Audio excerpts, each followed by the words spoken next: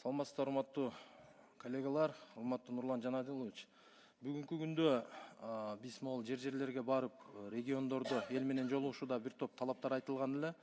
Өзүңүзгө белгилүү болгондой, ал 2-3 күн мурда Кара Суу районунда жакшы ачылыштар болду. Ага урматтуу президентибиз өзү катышып, ачылуу аземин.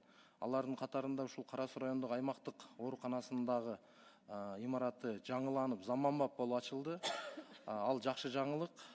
Көпчүлүк жалпы райондун тургундары ыраазычылыгын айтып атышат. Ошого утурлай эле ошол аймактык оорукананын тез жардам кызматында чоң көйгөй бар. Бүгүнкү күндө балансында 9 машина турганы менен, бирок 1-2 машина гана тейлеп, өтө чоң ыңгайсыздык жаралып атат. Себеби калган машиналардын сапаты уже бүгүнкү күндө уже списанияга кете турган машиналар. Ошондуктан Минздравдан суранат элек, өкмөттөн суранат элек, тез аранын ичинде жок дегенде 3 болбосо бир 5 тез жардам мунаасын бөлүп берүүсүн суранат элек.